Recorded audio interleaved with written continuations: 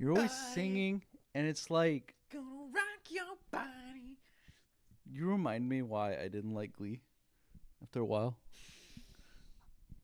You know, it's like they'd be trying to have a conversation, they just break out in a song. And it's like, dude, I'm like trying to talk to you right now. Like, let's have a conversation. With arms wide open. Every time. Under the sunlight. Welcome to this place. I'll give you everything. To everybody who I said, hey, dude, watch our podcast, I am sorry.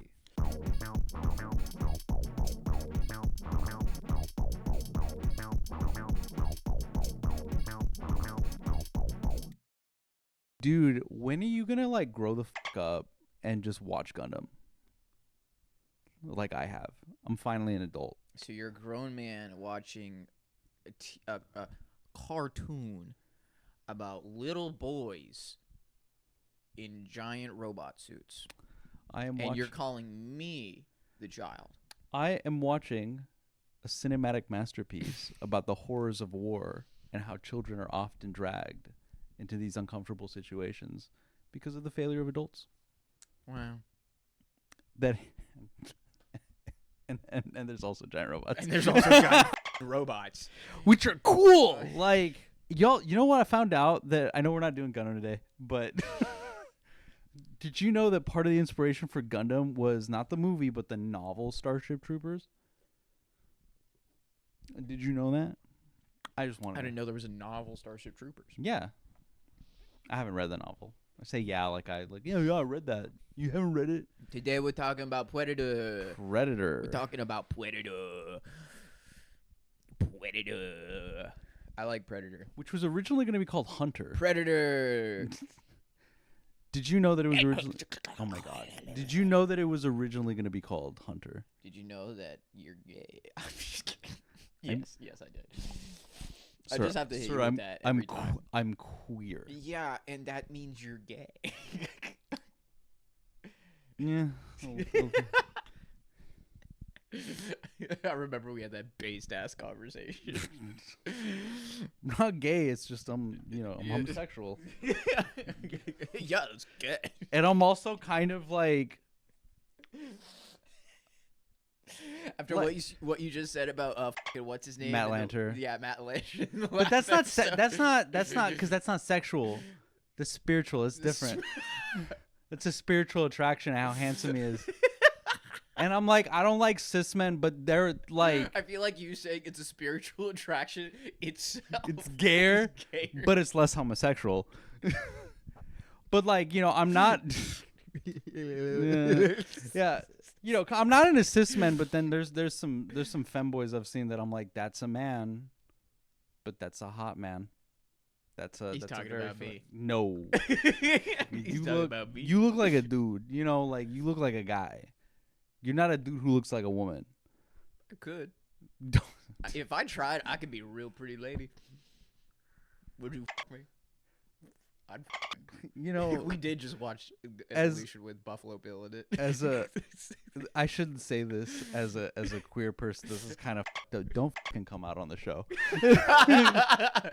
Don't do that to our show. Like don't this is our creative outlet, not your fucking therapy. Like you do not fucking come out here. I feel so loved and supported right now.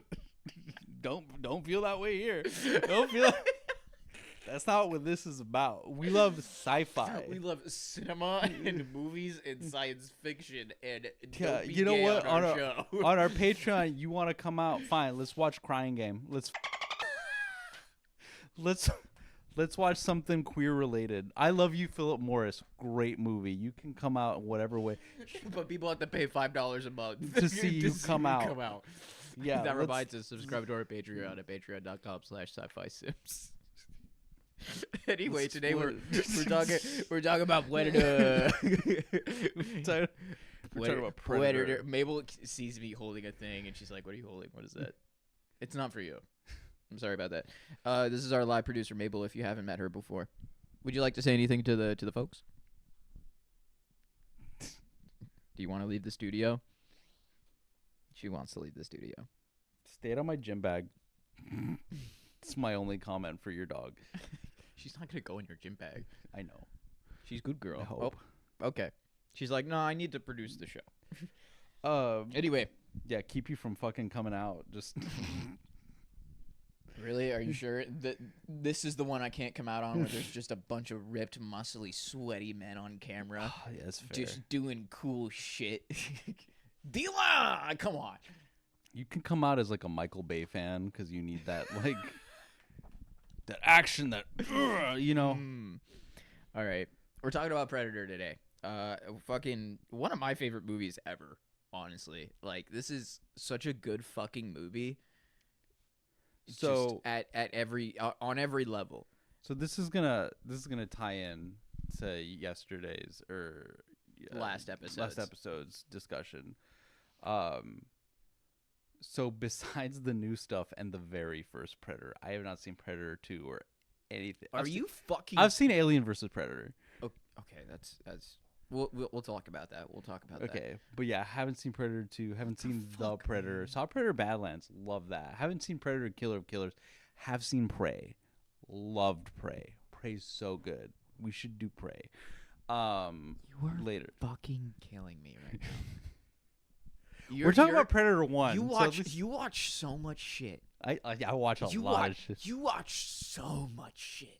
And you give me shit for not watching anything. And do. You don't it doesn't cross your mind to watch these things? It does. But then like I forget. Oh my fuck. And get tied up in other franchises. Now you're not allowed to watch it because I'm going to monetize it through the internet. So I'm probably going to watch Killer of Killers. No. Because now we're going to put it on the show because it's good. I know. Like, that's... It's good. Yeah, once again, I've been meaning to watch it when it came out. I was like, dude, have you seen Predator Killer? You told me to watch it when we watched Predator Badlands. You didn't tell me to watch it when Predator Killer of Killers came out. Oh, that's when I found out you hadn't watched it. That is when you found out I hadn't. I was like, wait, you hadn't watched Killer of Killers? And you're like, no, I didn't watch Killer. And I was like, oh, it's so fucking good. Which is funny because every Predator thing I've seen, I've really enjoyed. Yeah, Predator's fucking awesome. It is. It's one of the coolest franchises ever. I need to watch Batman versus Predator. Well, not watch, read Batman versus Predator. That I have not dabbled in. Yeah, I haven't I'm just like I don't want to. I don't want to mix my Batman with my Predator. I don't want my foods to touch. You know what I'm saying? I don't want my peanut butter and my chocolate. Shut up. They're different. No, but this was a good movie. I hadn't seen it in a while, so I was really happy. This is one of my favorite fucking movies. Yeah, and I watched this when I went in like on an Arnold kick and skipped Terminator for some fucking reason. Yeah, asshole. Like I watched Commando, which you watched Commando, but you didn't fucking watch Terminator? I know, right? Are you fucking kidding me right now? Guess my favorite Arnold movie. Total Recall. Fuck, that was. Is that it? Yeah, that was a way. Holy shit! Did I beat that? That was way too easy of a like. As soon as you said, I was like, oh, like. How the fuck did I do that? It's like, well, because Total Recall. I'm fucking psychic. Like Arnold Schwarzenegger's been in a surprising amount of sci-fi movies. I mean, to me, it's not surprising because that's just what I grew up watching. Okay, fair. My dad was a bodybuilder in the 80s and liked sci-fi. Well, because it's like he's an action star, but like he's been in... Because like Total Recall isn't just like a good Arnold movie. Like it's just a good movie and an amazing piece of sci-fi. Yeah. That's why I was like, oh, he likes Total Recall for sure. Yeah, fucking love that. Yeah, I have not watched the remake with Colin Farrell. Don't. I refuse to. They don't go to Mars. They don't do it. Yeah. My dad said, don't do it. Yeah, and Bryan Cranston got pink eye because they fight in water and someone farted in the water. And we're not talking about that movie, but it's a fun fact. I don't think that's how he got pink eye. That is how he got pink eye. There's no way. I read an interview. A fart bubble in the water came into his eye. Well, he was saying they were fighting in the water and someone must have farted because that's like how else would he have gotten pink eye? The water was just dirty. Yeah, water was just dirty. He got pink eye. Yeah, it's not because someone farted in the water though. But don't you get pink eye like from like someone just didn't fecal matter? Yeah, someone didn't clean their ass, or they farted. It could be either or. Someone didn't go knuckle deep. Fuck off. That's a callback. God, that's a callback. At this point, it's just a recurring theme that we're gonna talk about my butthole every episode. That's not what I didn't say that's not anything. what people are. You know what you're referencing. Everybody knows what you're referencing. Not everybody. Everybody who's watching the pod, listening to the pod. I'm still not used to the fact that it's a podcast because there's a camera, and because the only podcast like I really listened to was Welcome to Night Vale. You're so weird, man. Yeah, I know. You're such a fucking freak. Like, I don't know how else to describe you. Like, as soon as podcast became a thing, I was like, I don't really care. But then, like, I was like, oh, there's like a fake news show but in a different dimension. I'm kind of curious about that. You're so damn autistic. Yeah, I really am. Oh, dude, like my Night Vale phase was very like. All right. Audi. Let's start talking about Predator. Yeah, Predator. One of my favorite movies. Predator is a 1987 American science fiction action horror film directed by John McTiernan, and written by brothers John and Jim Thomas. Arnold Schwarzenegger stars as Alan Dutch Schaefer, a leader of an elite paramilitary rescue team on a mission to save hostages in Central American rainforest, who encounters a deadly predator, played by Kevin Peter Hall, a skilled and technologically advanced extraterrestrial that stalks and hunts his team down.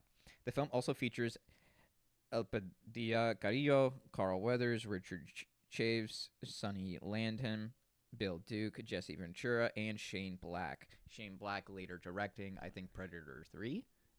Or Predator 2? I think The Predator, if I'm not mistaken, but he did Iron Man 3. He did Iron Man 3. And Lethal Weapon. And Lethal Weapon. And also Bill Duke, he had recently worked with Arnold in Commando, and Jesse Ventura, I think in the same year did The Running Man. I think so. So that's pretty cool. Yeah, a lot of stuff was going on. Yeah, like this was like the height of, and I'll get to that. This was like the height of like military commando movies, and like because this was after Vietnam and Korea, where the United States felt bad about itself. Yeah. And so a lot of the media was reflecting the jungle and Central American Black Ops missions that were happening during all the drug cartel shit that was going on in the late 80s or early 90s. Yeah. So that's why the movie reflects all that's going on. Also, along with the cast, really glad it was Kevin Peter Hall, because originally it was going to be Jean-Claude Van Damme. But yeah, Van Damme, they were going to go for like They were going to put Van Damme in that thing? No, they did put Van Damme in it. They did a screen test in that? Dude, he was like, he filmed some stuff. He kept passing out in the suit because it was too hot. Test, Yeah. And yeah, he was complaining a lot. And then there was like, we can't make this guy look intimidating against Arnold and Carl Weathers and Jesse Ventura. Yeah, they're like, he's 5'9". Like, yeah, he's my size. He's just respect Mr. Van Damme, but you are as tall as me. We weigh the same. I'm like, you look at Arnold and you look at me. There's no way you're bro. him. Like, sorry. It's just. So I'm not gonna buy it. A more ninja-like agile predator would have been cool, but what we got was perfect. It wouldn't have worked for the themes that I'm gonna talk about exponentially in this. But Predator was written in 1984 with a working title of Hunter, and filming ran from March to June of 86 with creature effects devised by Stan Winston on a budget of around $15 million. And then 20th Century Fox released it in June of 87 in the United States, and then grossed $98 million worldwide against a budget of $15 million. That's insane. Smash. That's a smash fucking hit. Initial reviews were mixed, but the film has since considered a classic action and science fiction genres, and one of the biggest films of the 80s. Yeah. It was nominated for Academy Award for Best Visual Effects. Did not win. Success of Predator inspired a giant media franchise of films, novels, comic books, video games, and toys. It spawned 6 additional films: Predator 2, Predators, The Predator, Prey, Predator Killer of Killers, and Predator Badlands. Crossover with the Alien franchise produced Alien vs. Predator film series, Alien vs. Predator, Alien vs. Predator Requiem, and then Schaefer would return in the video games Alien vs. Predator and Predator Hunting Grounds, with Schwarzenegger reprises his role in Hunting Grounds. Yeah, I kind of want to see. I know it was a multiplayer game. Kind of want to see if I can still play it. When I read about that, because I'm like, oh, dude, because I wish with the Predator franchise that Arnold was a part of it, like he would later become in the Terminator. Mhm. Like, he's a big part of the Terminator, and I just kind of feel like he should be a huge part of the Predator franchise in some way, shape, or form. Like, I kind of like that he's not. I like that the Predator is the main character. Like, the Predator is the flagship guy for the series. I understand that. Like, and that's fair. It'd be interesting if he like had started hunting them too at the same time, or like been the guy they call, or at least showed up a little bit more often. No, I don't like that. Oh, fair enough. Yeah, I like that he's just like, fuck that, I'm never doing it again. PTSD. So development, Jim and John Thomas originally wrote this as Hunter, with the original concept being around what is it to be hunted. Oh yeah, this is just like one of the best iterations of the Most Dangerous Game. Yeah. What is it to be hunted, and what it exactly, it's what the most dangerous man at the time. When they were writing this, it's like, okay, what is dangerous? What's happening right now? Like I said, all that Central American Black Ops mission stuff that was happening. So that, and Arnold especially popularizing bodybuilding and everything that was going on, especially in the late 80s. Dude, he show a picture of my father here, bodybuilding in the 80s. You know that Arnold shipped gym equipment over to the filming, and he would work out. Oh yeah, I'll get No, we'll talk about the filming where both the director McTiernan and Schwarzenegger lost 25 pounds during the film. He does look lean as fuck in that movie. He looks fucking cut, dude. He is shredded in this movie. This movie would not have been as good with any other lead. I don't think so. Or cast, really. Yeah, like... I actually don't think another cast could have done this movie. Yeah. Yeah, so... the most dangerous man at the time was one of those soldiers, and then additionally setting in Central America because of all the stuff that was going on. But also, they were, the whole idea of what is it to be hunted, and them using, okay, what is the most dangerous man right now? It's the whole idea of, like, what are we doing as a people to other countries, but also, like, what are we as men doing to, like, people who are not men? Like, it is that whole concept of what is the large toxic man doing to everybody else, and what's it like for them to receive that kind of treatment, and then what is that in the worst setting possible? Like, yeah. So it's a lot of that, and so we get a lot of development stuff that happens, and then when it came to casting, Silver and Gordon, who were, I think, producing this. Yeah, they were producing this. They had just worked with Arnold in Commando. Yeah.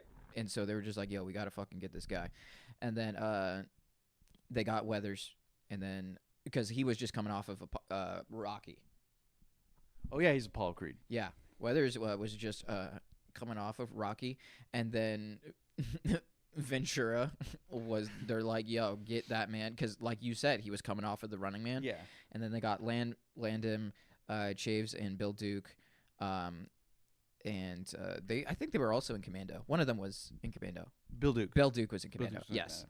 And then, like you just said, Van Damme was originally cast as a Predator, but 5'9" Van Damme was not intimidating enough. Dude, yeah. I feel like he was probably getting dunked on a little bit and mobbed on set. So they replaced him with 7'2" Peter Hall. The perfect guy to get for this role, which that guy's athleticism in the jungle in that suit is just... That's crazy work, brother. It really is. That's crazy work. Like, dude, like, just reading a little bit about, like, the filming and how hard it was, and then, like, just... Because, dude, jungles are scary to me. Like, I think I mentioned this a little bit on the watch-along for Evolution. Like, when it's like a rainforest here, I'd hate to be in the rainforest. The bugs, first and foremost. It's really funny. My dad, when he was in the rainforest and in the jungles, he saw a boa constrictor. He saw a snake, a boa constrictor. And he's like, "Ooh, you're mine now." And he took it home. He named it Guinevere. He put it in a tank. That's actually pretty dope. It's actually really dope. He's like, "You're mine now." Yoink, snake. So the snakes are cool if they don't eat you, but the bugs. Like, I've seen like a video where a guy's like sleeping under a bug net, and he wakes up because he has bugs on him. Mm-hmm. He's looking, and there's like a bunch of ants just eating the net, and like letting the other bugs in, and that was horrific. Yeah, that was horrific to me. So they're filming in this kind of I think the filming was in Chiapas, wasn't it, in Mexico? Yep. Yeah. So Jungles of Palenque, Chiapas, Mexico. Yeah. During the last week of March of '86. That's when they started principal photography. But most of the movie was shot near Puerto Vallarta, Mexico. Okay. Same month, director Augustin, art director. Oh yeah, 2 of them died in a and plane location manager Federico were among the passengers killed in the crash of Mexicana de Aviación Flight 940. A dedication to their memory was later included in the film's closing credits. Oh, that makes sense. Much of the material dealing with unit development in the jungle was completely shot in a few weeks. Both Silver and Gordon were pleased with the dailies provided by the director, McTiernan. And then on April 25th, Friday, production halted so that Schwarzenegger could get to his wedding on time, flying to Johannesburg in a Learjet chartered by Silver. Schwarzenegger was married on April 26, 86 to Maria Shriver, and then honeymoon for only 3 days while the second unit completed additional filming, and production resumed filming on May 12th, and then it ended in late June of 86. Both McTiernan and Schwarzenegger lost 25 pounds during the film. Schwarzenegger's weight loss was a professional choice, while McTiernan lost the weight because he avoided the food in Mexico due to health concerns. So Arnold was in the jungle getting fucking diced for his role, sweating his ass off in the jungle, lifting weights, being a man.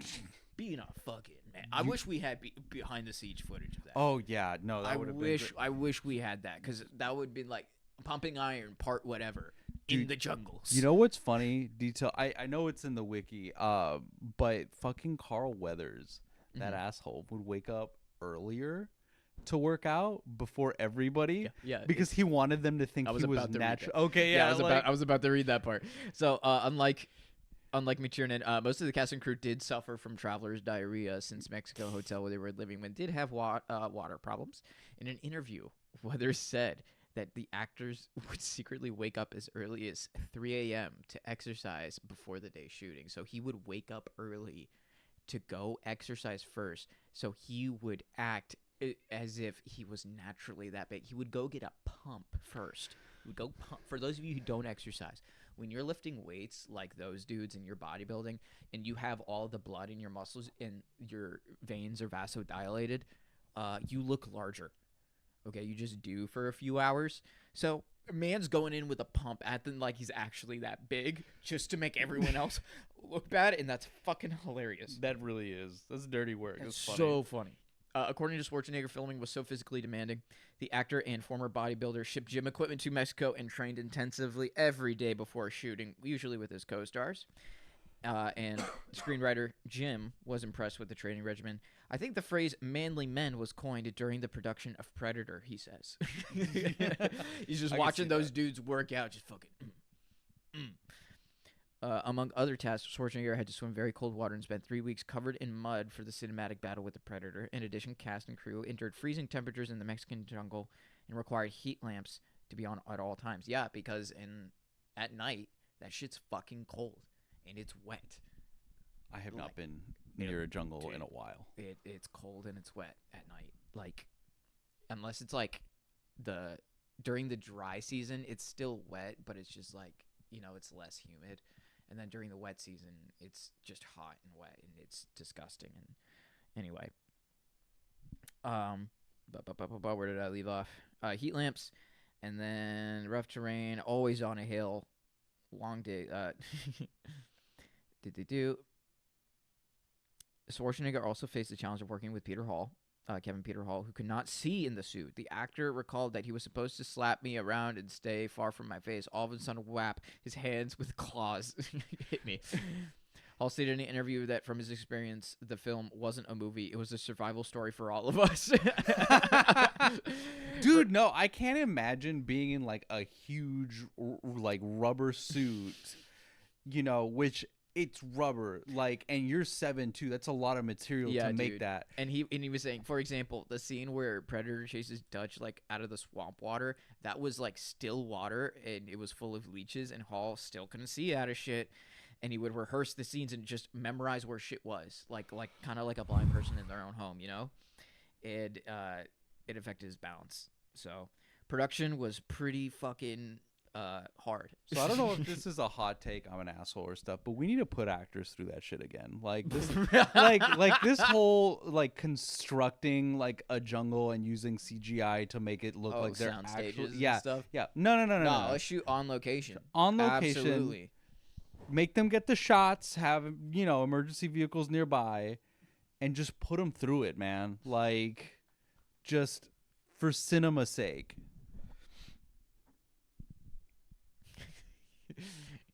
Hello, lady. Our producer's back. I don't know what your dog wants. I don't know what you want either, Mabel. She's like, I would like some attention, please. I like to hang out. She's pet the top of my head, bro. She's woo-wooing Maggie. Hello. Anyway, whoa. Whoa there, Babel. This movie came out. I'm sure my dad fucking loved it when it came out because, you know, he's a big Schwarzenegger guy. It's got muscles. He's a commando in the jungle. That's what my dad was doing. So, you know, bro. Again, I first watched this movie in high school with my dad, as I do a lot of sci-fi movies. Are you okay over there? He was petting me a little too hard in the throat. I don't know what to do. Your dog is being clingy right now. She is.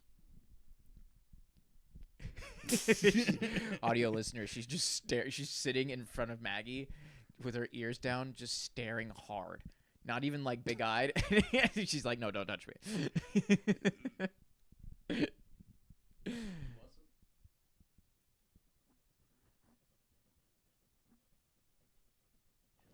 audio listeners like, dude, we can't see the cute dog. Just shut up about it. All right, maybe you can hear her. Anyway, so this movie's fucking awesome, and we're gonna jump into talking about it. The plot of Predator. Actually, did we talk about the monster design at all? We did not. No, I don't think we did. Well, I don't think it's actually in the Wikipedia. It's in production. Is it in production? Because they talk about. I think it was somebody from the production of Aliens who suggested the mandibles. Oh yeah, here it is. It's under visual effects. Originally, Creature was created by Richard Edlund, Boss Film Studios, and was disproportionate, ungainly creature with large yellow eyes and dog-like head, and nowhere near as agile as necessary for the as the filmmakers intended. After a call was made for a new alien creature costume, creature effects artist Rick Baker put in a bid, but ultimately McTiernan consulted Stan Winston. Winston had previously worked with Schwarzenegger as a video effects artist on the '84 film Terminator. It can be your next movie. On the plane ride to Fox Studios alongside Aliens director Cameron, Winston sketched monster ideas. Cameron suggested he had always wanted to see a creature with mandibles, which became part of the Predator's iconic look. So thank you, James Cameron from Alien. Yeah. Aliens, for giving us the whole look. I'm not gonna lie, that does look dope. Very. I'd like it. The visibility effect was achieved by having someone wear a bright red suit because it was the furthest possible from the green of the jungle and the blue of the sky. The size of the Predator, and then the red was removed with chroma key techniques in the wider lens on camera. It was repeated without the actors using a 30% wider lens, and then 2 takes were combined optically in the jungle from the second tape, filmed in an empty area since the second tape was filmed with a wider lens because that's how chroma keying works. And then for the thermal vision, infrared could not be used because it didn't register in the range of body temperature wavelengths. So the filmmakers used Inframetrics thermal video scanner because it had good heat images and objects and people. The glowing blood was achieved by a green liquid from glow sticks mixed with personal lubricant for texture. For the texture. I kind of would love to have glow-in-the-dark blood. Like that. I thought you were about to say glow-in-the-dark lubricant.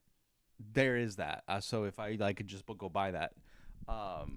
But glow-in-the-dark blood would just be so fucking dope. Like I would love to have I would love to have bioluminescence, like one of those deep sea fish. Wait, Or what? phytoplankton. Can they control? Can you control the bioluminescence, or does it just happen?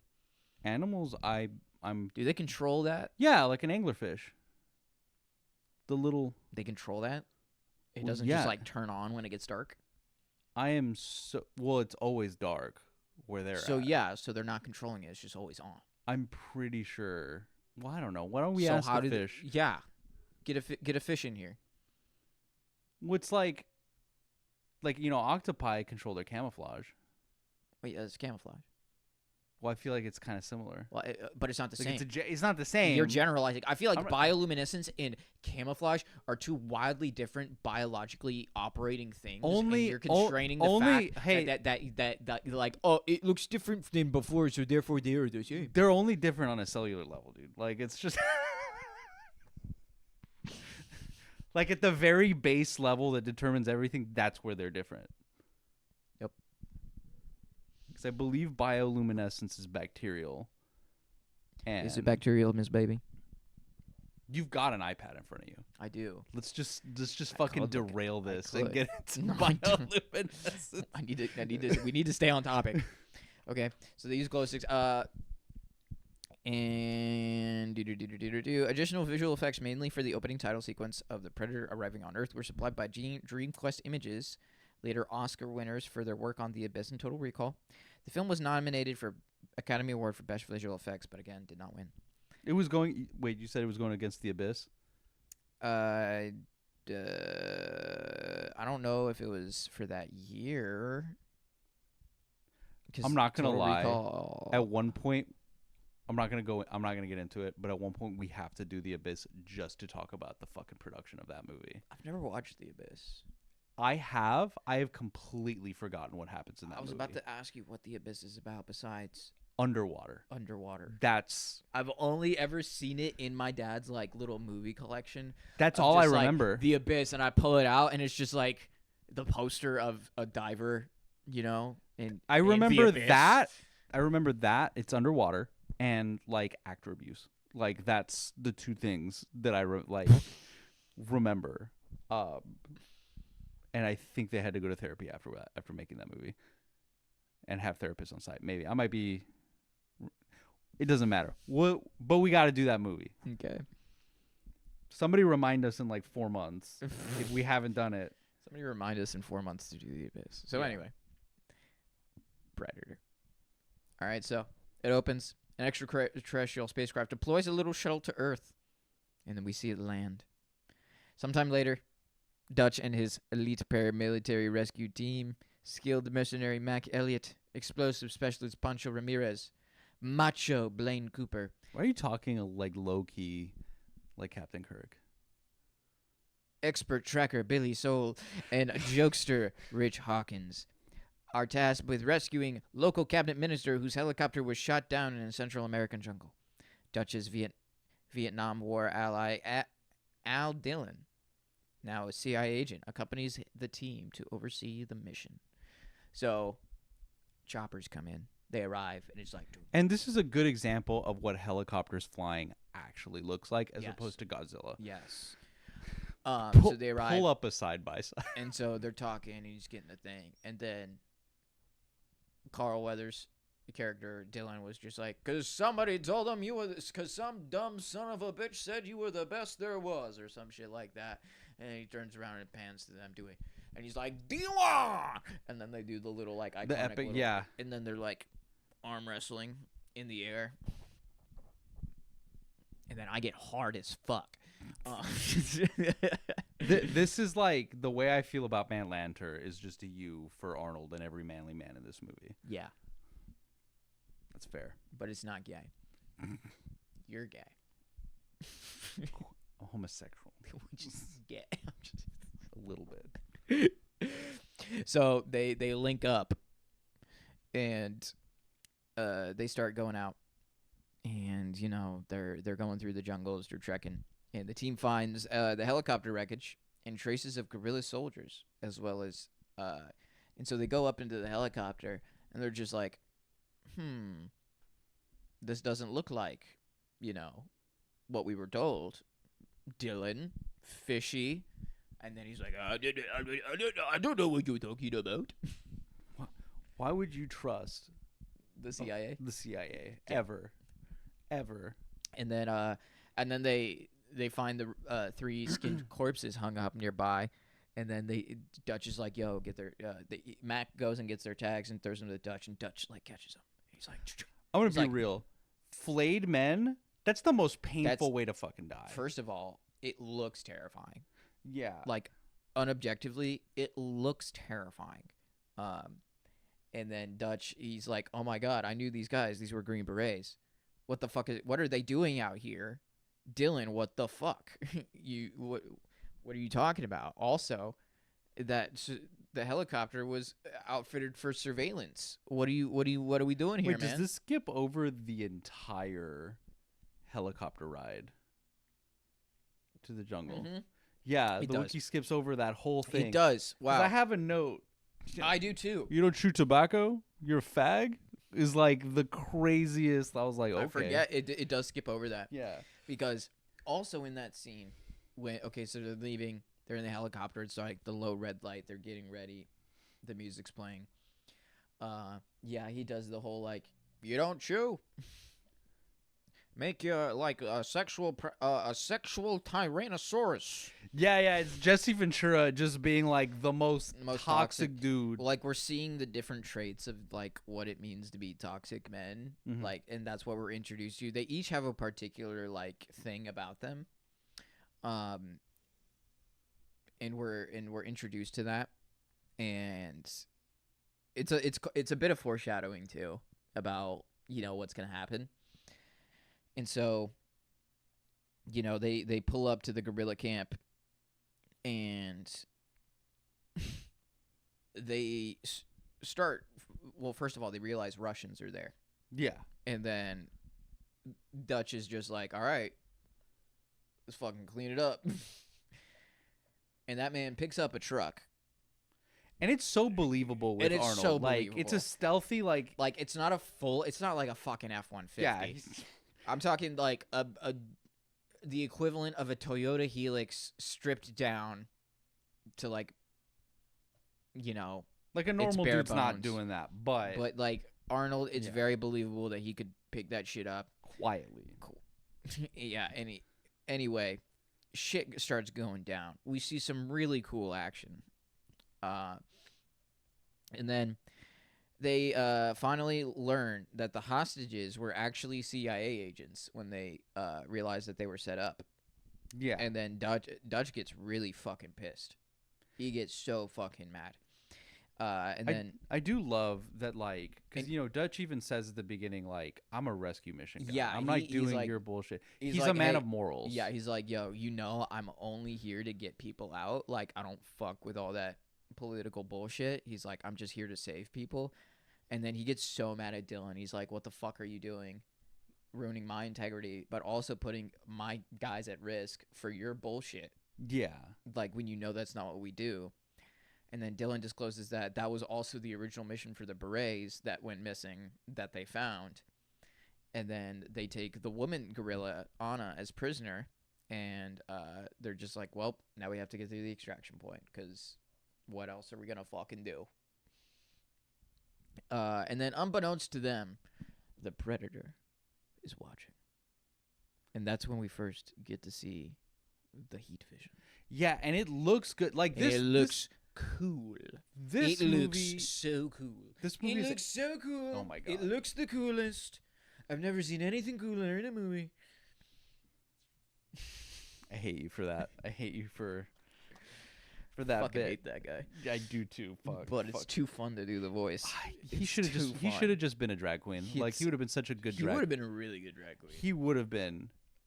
Like, fantastic. But instead he decided to fuck up the entire United States. And the rest. But anyway, this movie mm-hmm. looks amazing. It holds up to today. Like, absolutely. I don't feel like I'm watching something dated at all. No. Like, everything's perfect. Like, there's a reason the visual effects were nominated for Oscars that year. Like, and for action movies like this and like science fiction movies like this to be nominated for Academy Awards, it's usually only in these categories. So like those are kind of their only like Oscar competitions are each other and like things like that. So for them to actually be nominated for it that year is fantastic. Yeah, I don't know how this movie got mixed reviews, by the way, at all, because like there's so many like positive aspects of this movie. But it was ahead of its time. It really was. It was ahead of its time, to be honest. So the Predator's watching them, and he's invisible. He's got a cloaking device, and he's using his thermal imaging vision to witness their body heat. And then as they're leaving too, I like that Mac and Dylan have this moment where Mac tells Dylan to turn around, and he takes out his knife, and he's like, and Dylan's like, "Ooh," and he's like, "I was just getting that scorpion, bitch. Watch your back." You know what's funny? I saw, I think it was Godzilla versus Space Godzilla before I saw Predator. So to me, like that bit of like stabbing something, like that came out like they were on like the Godzilla island, and this one guy like looked like he was gonna stab him, but he stabs like a poisonous spider. So like immediately when I saw that, I was like, oh Godzilla. Yeah. I've seen this in a movie before. Oh, I do. Anyway, so I like that, and I love all the little moments between Mac and Dylan, where Mac is just like, "Yo, if you fuck with my guys, I'll fucking kill you." There's like multiple moments like that where Mac is just like, "I will ride or die for." That's Bill Duke's character, right? I believe so. Is that Yeah, I think it's Bill Duke's. Yeah. Because I love the real. He's really intense, dude. Like his whole eyes. Yeah, he really. His performance is stellar in this. It's standout. Like it is a standout performance. Yeah, like if it weren't for the fact that like, dude, Arnold brought it 100% for in every category. Like, because some people have, like because if you look at some of Arnold Schwarzenegger's movies, like, okay, he's just an action guy. He's not like an actor. Well, but I felt in Predator when he started, he was an action guy, but he realized he was an action guy, and he wanted to be more than an action guy. He's like, I want to be a real actor. I want to like be an actor. And so that's when he started like trying. He got coaching, like wrote dry. So yeah, it is a standout performance. So anyway, they're going through the jungle, and then Billy, our token Native American guy, and the tracker, he senses the presence of something inhuman, and he stops, and they're all like, "Billy, what's going on?" He's like, "There's something out there, but I can't see it." Yeah, like dude, it is so intense. It's such a tense moment, and I feel like that's when we're starting to.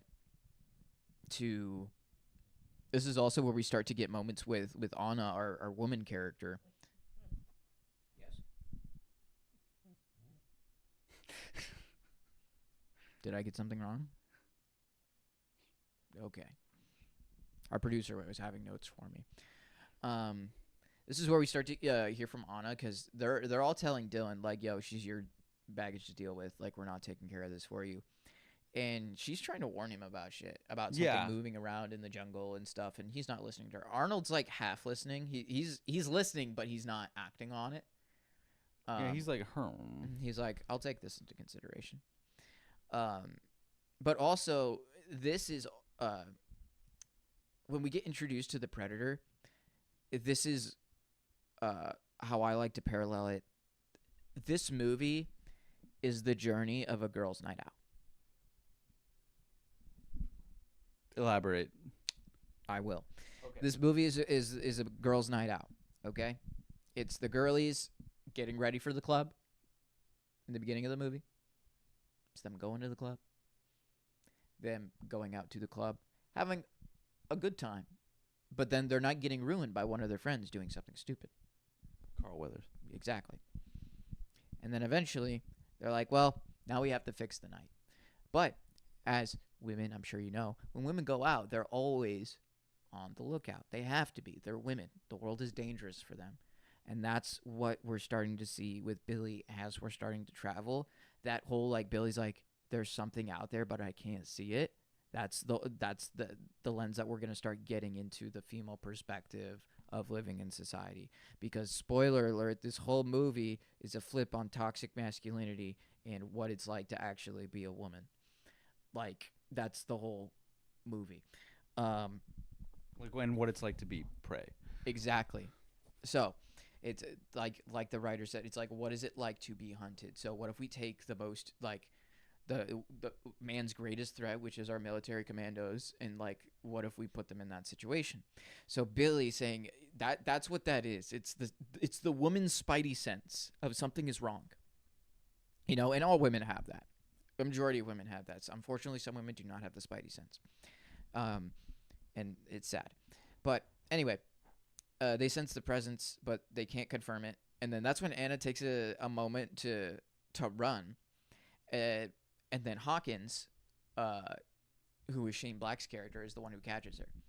Okay, and Shane Black is also the jokester. He just keeps making vagina jokes.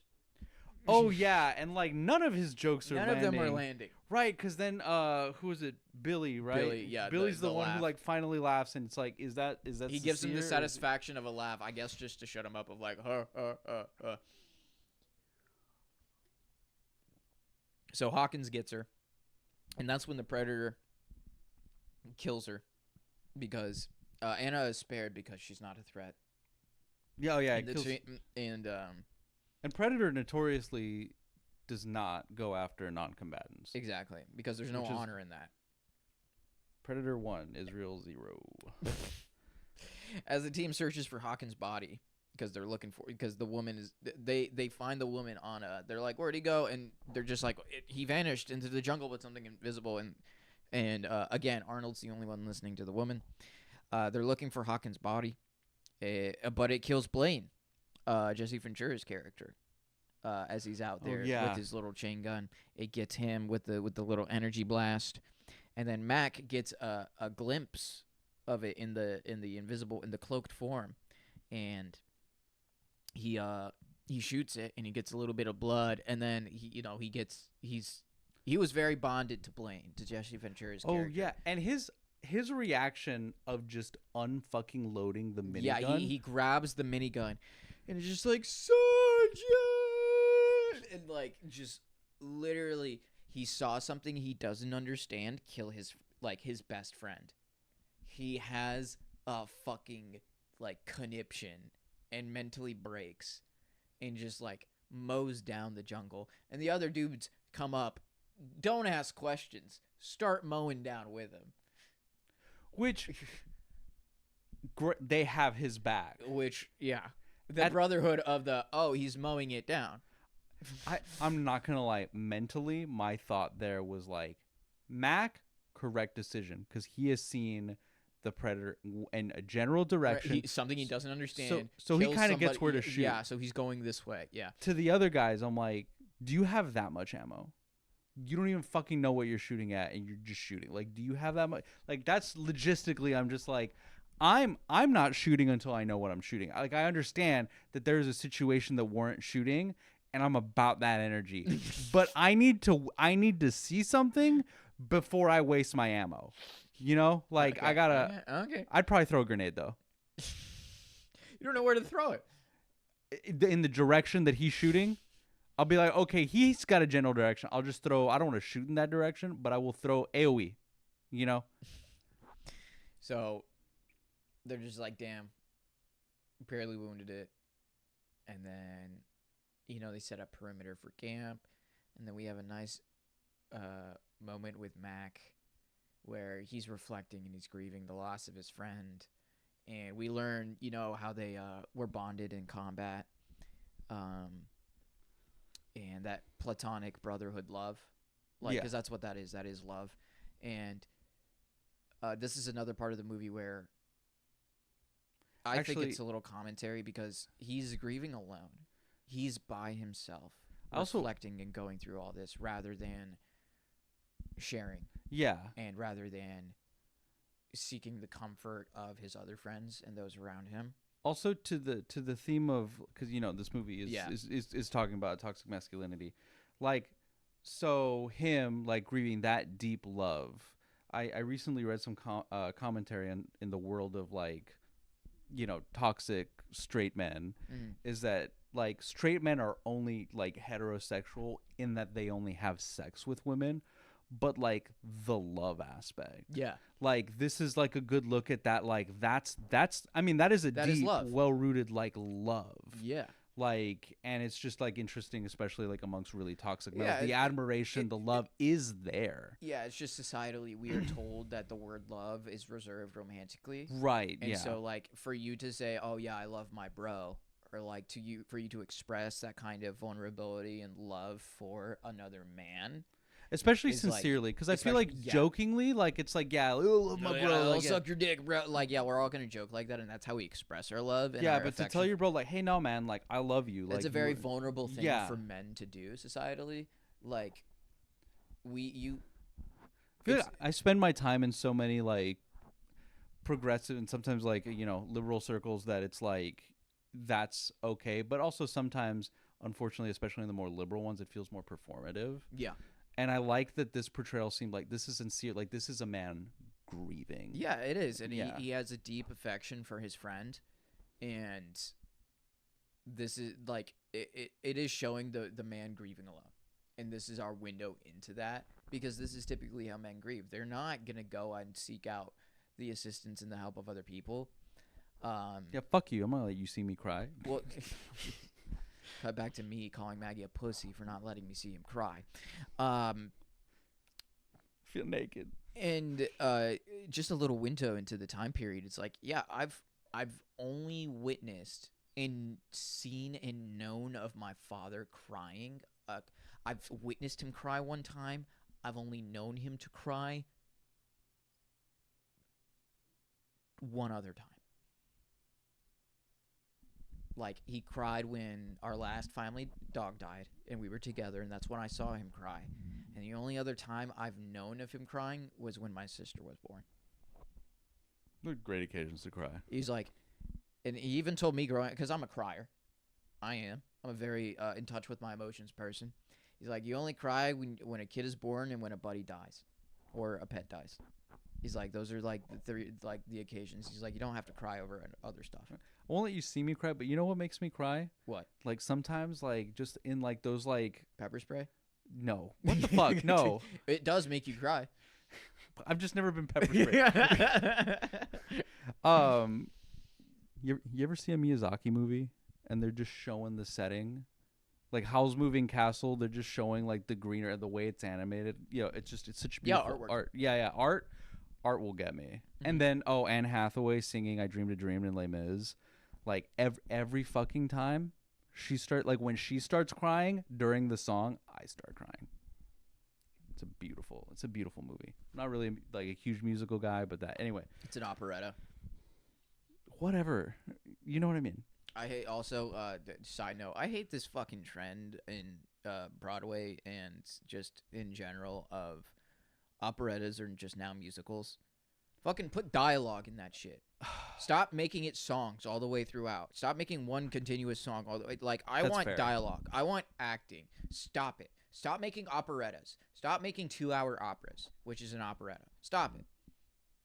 What are we doing? I think it depends. Put acting back in musicals, please, for the love of God. Anyway, I liked Can Can. It's a good musical. It's got Frank Sinatra. Anyway, so we get Mac grieving, and in the middle, he hears something triggering the trap. They all hear the trap trigger. Then Mac goes after it, and then we're having this moment of catharsis where he's like fucking stabbing and and it ends up being a wild boar. And Oh yeah, and he's a little bit like he's unhinged right now. yeah. And they're just like, dude, you gotta fucking calm down. He's like, shut the fuck up. Like, it's like one of those moments. And then the Predator uses that moment to steal Blaine's corpse out of the camp. Yeah. Like, and he is fucked up over that. Yeah. He is fucked up over that. So then the following day, Oh, but then it is that the scene where it shows him in the trees ripping out the spine? Or oh is- yeah, in the or night, is, yeah. or is that later with another character? No, that's in the night. Yeah. Okay. So after he steals the body in the night, we get a scene of him like against the moon, and he's got Jesse Venture's body, and he pulls out his trophy, which is the skull and the spine, and he screams, That's pretty good. It's pretty accurate. Thank you. And then the following day, Dutch deduces that the predator is stalking them from the treetops. He's like, the trees. And, him being the only person that's actually willing to work with the woman and talk to her, he's like, yo, we got to work together. He's like, I'm listening to you, please. And she tells them the stories about how in the summers, like only the hottest summers, that the predator would come out. And he would take men and take them as trophies. And so they set up a booby trap in the treetops to force the predator into a net on the ground. And then they're waiting for it. And then... oh, yeah, and this is where Arnold, it really shows the trust he has in his like, men. the work in the... Yeah, because he fucking goes out there. He's like, fuck it, I'm going to use myself as bait. And they're like, what the fuck are you doing? And then it fucking works. And then while it does work, unfortunately, who is it? Wait, who is it? Yeah, Poncho is injured. He gets hit by the big log thing. Or whatever. No, he gets hit. Does he get kicked by the predator? He gets knocked back by something. Yeah, he gets knocked back. I cannot remember what it is. He gets knocked. He gets the shit knocked out of him by something, and the predator escapes. But they're trying to get it, and so then Mac and Dylan start chasing the predator while Anna and Arnold are tending to Poncho, who's like, I can't make it, and then Mac goes after the predator. Dylan's following him, and as Mac is following the predator, we see Mac getting ready to die. He starts taking off all his clothes. He starts stripping. Like, dude knows he's going to die, and that's the foreshadowing that we get. He's returning back to the earth. So that's why he's stripping. And so then we get that nice little moment with him and Dylan where they're trying to outmaneuver it, but it realizes what they're doing, and Dylan's like, it was a trap. And it gets them both. Yeah, and this was like Dylan's kind of redemption part. Yeah, it was Dylan's redemption. Yeah, where he's like, no, I did fuck up, and yeah. I need to make it right. He did. And so then Predator soon catches up to the survivors because they're crossing a big log bridge, and they're trying to get Poncho across. And then only Arnold and Anna get across. The Predator gets Billy and Poncho. Gets them both. Yeah. And then... that thing is working. He's putting it work. Yeah. And I'm glad that, Arnold... the whole time he doesn't panic, and he shows, like the thing I appreciated most was his character. Like, you really understand, why he's the leader, and not in a way that diminishes any of his squad mates. He's calm, he's collected, and he's listening to everybody, including the people that aren't with him. Yeah, and he AKA also, the woman. Yeah, and he understands these dudes are kind of douches sometimes, but they're competent. So I need to pay attention. And him deciding to release the hostage because he's like, there is something bigger, and I don't have time to get bogged down with this bullshit. This bullshit that the Your CIA bullshit. Honestly, dude. So, and that's when Dutch deduces, after getting Billy and Poncho, it only killed Poncho because Poncho got a weapon. And he's like, oh, it kills us because we're armed. It only kills us because we're worth killing. AKA. So then Dutch warns Anna to relinquish the weapon. She runs to the extract. He's like, get to the chopper. That's where we get that moment. And then Dutch distracts the predator. He falls off a cliff into the waterfall. And that's where we get that scene. He washes up on the shore. And he's crawling, and he's covered in the mud. And he's crawling up to the thing. And he hears the predator falling behind him. And he turns over. And then that's when we get him in the surrender position. Right? He's shirtless, pants, like this. Complete fearful vulnerability. Complete full vulnerability as the predator is rising out of the swamp towards him. And guess what, people? This is an allegory for rape. Sorry to break it to you. But Arnold is a woman in this scenario, and the predator is a predator. Okay? Yeah, and they really capture the terror of that moment. That's the whole point of this moment and the movie, okay? And because Arnold's covered in the mud, the predator doesn't see him with the heat vision. Yeah. He's too cold. So, he gets away. And he starts going after the rat that he sees. So then, seeking to avenge his team, Dutch creates makeshift traps, weapons, and all that stuff. He prepares himself with what he has left. He arms himself. We get a nice, good montage of that, and of him being wilderness survival Arnold. Yeah. Ingenious. Yeah, and so, at night he covers himself with mud. He does the war cry. And he lures out the predator. And and the predator's lighting up the jungle with his little beam. Yeah. Thing. And we get some beautiful shots. Oh yeah, beautiful God. Cinematography, some nice silhouettes. I think a lot of those, if you just pause it, took a screenshot and framed it, it would look amazing. That's fantastic. Yeah. Yeah, it was just nice pieces. Him hiding, also Arnold hugging the tree after setting off an explosion. And we're also just seeing his eyes and barely the rest of him. Beautiful moments in him, camera wise here. And it really it made me feel the tension, in the intensity and oh yeah, especially as we're going through and we get this battle of it's a lot of back and forth. Yeah, and the stakes are great because you can feel if Arnold fucks up, that's it. Mm-hmm. There's no room for error here. So, he wounds the predator, and after he wounds the predator's like, you know what, you are worthy as fuck. Disable cloaking. He's like, you know what, I'm gonna give you the hands. And then he removes the mask, and they start throwing hands. He's getting his ass kicked.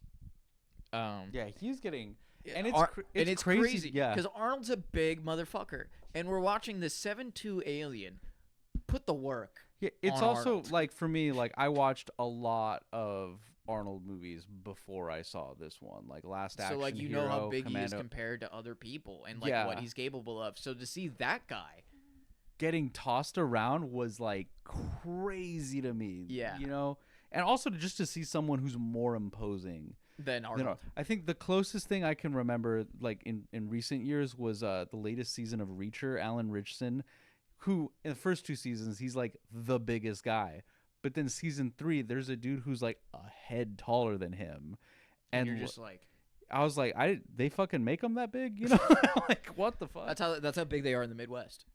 Yeah, holy shit. Because listen, we're in Texas, they're big here. We're Latinos, we're small. The German descendants here are fucking big. Okay? Anyway. So we have a nice fight, and Predator's giving him the work, giving him the hands, and Dutch is trying to lure him to his last booby trap. And then the Predator realizes, oh, you're luring me into a trap. I'm not dumb. Yeah. And Arnold's like, come on, do it. Come, kill me. And he's like, you want me to do this? Oh, this is a trap. I'm going to go around the trap. And goes around the trap. And then Dutch triggers it himself, and he releases the counterweight. It crushes the Predator. Mortally wounded. The Predator is like, fuck you, bitch. It's like when people, I saw this on Twitter. Why do people in the hood, whenever they start losing a fight, they just pull out a gun? Because it's not about winning at that point. Exactly. It's to make sure we both lose, and that's the move the Predator does. And I did. And that's the move the Predator does. Appreciate that. It's man, you got me, but you know what? I'm gonna get you too. And he mimics the Billy laugh. He does the. That was unsettling. That got me. I was like, holy shit. So he starts doing the self-destruct thing. He barely escapes, and then dawn breaks, and we get this shot of Arnold standing in the middle of all these ashes and stuff, and him just covered in shit. And the helicopter comes down and gets him, and then we see him exhausted and fucking shell shocked the fuck out in the helicopter as the credits roll. I'm retiring. That was quite literally I'm retiring. I'm done. This is bullshit. I'm suing the CIA.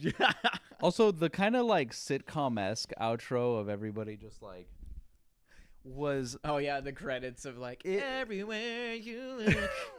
Yeah, I was like, don't give us the fucking Full House at the end of the movie that. And the music fits the tone of the movie, if I remember correctly, for the outro, but the visuals, I'm just like, at least do it like in memoriam style or something, not sitcom style. But no, I loved this movie. I'm glad that you picked it. It was really fun to revisit. It's awesome. And it's also like, this is one, like, you know, I love these movies. Sometimes it's a little bit difficult to watch them like twice back to back, but not Predator. Honestly, this one's fucking awesome. Like this one's good. Honestly, everything's a breeze compared to Godzilla. Dude. That one, if you're on our Patreon, I still want to apologize for the lack of enthusiasm during that. We were literally watch-along. just trying not to fall asleep. Yeah. Nothing happens in that movie. Yeah. Nothing happens in the giant monster lizard movie. Nothing happens. It's crazy, right? Yeah. That nothing happens in the movie with the giant monster lizard. Yeah, and the only reason I'm apologizing because like, hey, pay $5 to come watch you're paying $5 to watch this bitch. Only that movie. Only that one. The rest, great. We have a new rule. If we both watch Here's a movie, clip from Predator, actually. Shit made me so lame. Like, Really? yeah, I learned a lot of like outdoor survival skills and stuff, but like, I got made fun of so much in high being school. the Boy Scouts? I was an Eagle Scout. I still am technically. Why would someone make fun of that? Is that a genuine question? Yes, because I don't. Boy Scouts are for virgins. Whoa, crazy. Yeah, we have a new rule. If we watch a movie and you know one of us calls the other and it's like, no, this is just bad. Like, let's just like choose another one so that like that never happens again. Yeah, Because we're now reserving the right to veto shit. oh hell yeah. Yeah, because goddamn, that was my bad. But I was curious, and that curiosity did kill the cat, and that cat was the satisfaction did not bring him back, No, it brother. did not. There It was did- no it did satisfaction not. to be had. I'm actually really mad at Matthew Broderick. Yeah, fuck you, Music Man, Ferris Bueller. Fuck you, Go Gadget, Inspector Gadget. Love the producers. Kind of wish there was like a sci-fi the producers because I would love to put that on. Is but there a sci-fi musical out there? would you consider? Little Well, Shy- Repo the Genetic Opera is kind of it's. I would know that's sci-fi if I remember correctly. It's really dystopic, but Nah. I don't feel like it gets to like, oh, this is Eh. just a dystopia movie. But yes, there is a sci-fi musical. Did you not like Repo? I don't know what that is, actually. I have no idea. I've never heard of it. Paris Hilton's in it. God, Oh. gross. Okay. She was treated harshly. You know what? I'm not gonna be a Paris hater, but you know, the movie is. I haven't seen it since like high school. I don't Jesus fucking remember. But that's a sci-fi musical. It's been over 10 years, so, like, trust me. But But a lot of people love it. All right. A lot of people love it. Yeah, a lot of people eat shit. Sure, but But you know what? Not us. We have impeccable taste. That's right, brother. we do have impeccable taste. We have absolutely impeccable taste. Speaking so- of impeccable taste, come watch that impeccable taste. yeah, if you with us. enjoyed the Predator movie and you want to hear us talk about Do it, you want to watch me jerk off to Arnold Schwarzenegger? catch us on OnlyFans. No, I'm kidding. Catch us on Patreon. All right, and if not, catch us next week for Battlefield Earth. A Scientologist movie it is not. I just learned after I read the Wikipedia. I was like, was this the basis for Scientology? No, it's not that It's one. not. It's a different book by the same But guy. what a performance. Yeah, what a performance. Anyway, have a great day. Bye. Bye.